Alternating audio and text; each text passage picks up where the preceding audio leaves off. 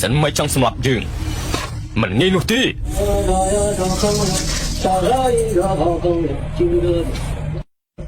នេះឯងជ្រឹងស្អីទុកទីនេះជាក្លឹបមែនទេ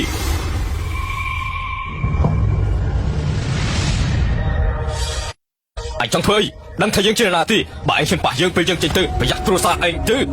បងឈិនអរគុណដែលជួយរក្សាការសម្ងាត់របស់បងលូសូមបងជួយរក្សារហូតទៅអ្នកយាមខ្ញុំសារភាពខ្ញុំសម្លាប់មនុស្សហើយខ្ញុំសម្លាប់មនុស្សម្នាក់នឹងបើស្មានមិនខុសទេប្រកាសជាលងហាំងកុហកគេឲ្យទៅទាំងអស់ឲ្យសម្រាប់មនុស្សបិទមាត់ប៉ូលីសក៏5ចឹងដែរតែពួកគេធ្វើការតាំងផតាំងឥឡូវទោះទាំងអស់គឺឈិនធានមានជាអ្នកទទួលបានជាអញ្ចឹងហើយអញ្ចឹងផតាំងពួកយើងរត់ដល់ខ្លួនឯងខ្ញុំនឹងជួយពួកបងអំណាចហៃសឹងមានប្រសិទ្ធភាពនៅកន្លែងតែមានវប្បធម៌កន្លែងអាក្រក់អញ្ចឹងខ្លាចទៅលុបដៃមិនបាន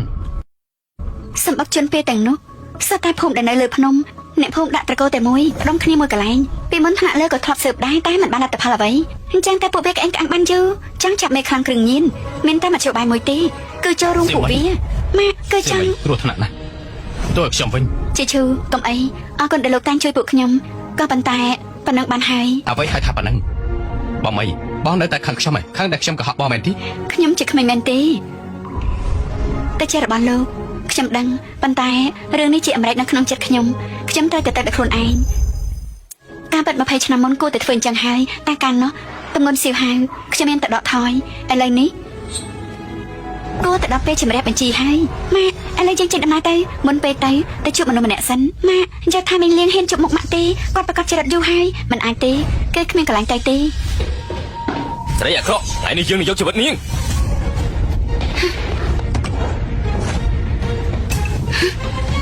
ចាប់ភ្លាមហេតុអីក៏ឯងមិនតដៃឲ្យគេវាយដល់ថ្នាក់ហ្នឹងអាចង្រៃស្មានតែគេវាយមិនឈ្នះឯងហ៎យើងដឹងតើថាគេវាយឈ្នះយើងតែគេមានមុខវាយយើងទេសួរគេទៅថាគេអាចវាយយើងដែរទេហ៎ឲ្យគេវាយទៅនេះជាកំហុសខ្ញុំមានរឿងអីប្រាប់បងមកមានរឿងអីមកនិយាយតាមចំនួនទៅប្រាប់គេឲ្យលំអិតទៅណានិយាយទៅនិយាយព្រាមទៅគឺខ្ញុំមើលថែកូនស្រីមិនបានល្អត្រូវឈិញធីមានចាប់ជំរិនពួកគេយកកូនគម្រាមខ្ញុំទប់ទល់នឹងបងខ្ញុំធ្វើហើយតែកូនខ្ញុំមានជំងឺបេះដូងតាំងពីតូចប្រើថ្នាំមករហូតទទួលរងការវិបហាលឹកនេះទ្រាំមិនបានគេទ្រាំមិនបានទេឬដែរទេនេះជារឿងល្អដែលគេធ្វើដាក់ពូជត្រកូលវាងចំបៃគេកើតយ៉ាងមិនទៅហ៎ឥឡូវខ្ញុំស្អប់ចង់តែចាប់ហែកគេស្លាប់ទេយ៉ាហ៎នាងចាក់បងស្រីក្រុងហ្វុងសិនមិនគេធ្វើដាក់អញ្ចឹងហើយនៅកាន់ជើងគេទៀតខ្ញុំឲ្យឡាច់មួយខ្ញុំឲ្យឡាច់ណាល្អណាស់មិនមែនកំហុសអញទេខ្ញុំនាំអញទៅពេទ្យសិនទេជប់សិនចាំមិនឲ្យទៅទេជប់សិនចាំមិនឲ្យទៅទេអញចង់ធ្វើអីថ្លង់ទេមិនឲ្យទៅ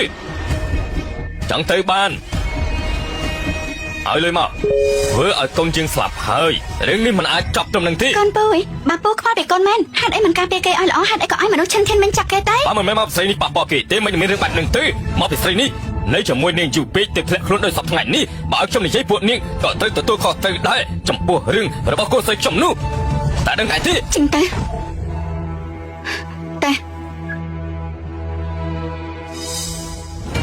ជប់សិនឲ្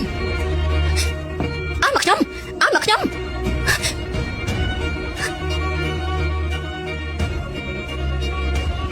នេះជាដង្កៀបកូនស្រីខ្ញុំថ្ងៃដែលគេត្រូវចាប់ខ្លួនគឺដាក់ដង្កៀបនេះតែពេលនេះចុះមកវិញដង្កៀបនេះហេតុអីនៅលើខ្លួនបងនេះខ្ញុំក៏មិនដឹងដែរខ្ញុំដឹងទេបងមែនទេខ្ញុំដឹងថាខ្លួនឯងប៉ះពាល់មនុស្សច្រើនដូច្នេះខ្ញុំលាក់កូនស្រីបានល្អណាស់ខ្ញុំគិតរហូតហេតុអីឈិនធានមិញរកគេឃើញហេតុអីឈិនធានមិញចាប់ចម្រិតគេគឺបងមិនក៏ជាបងគាត់តែដង្កៀបមួយអាចបញ្ជាក់ស្អីបានហ៎លៀងសៀគ្មានផតាំងនឹងអាចធ្វើអ្វីខ្ញុំបានទៅមិនអាចធ្វើអ្វីយើងបានទេ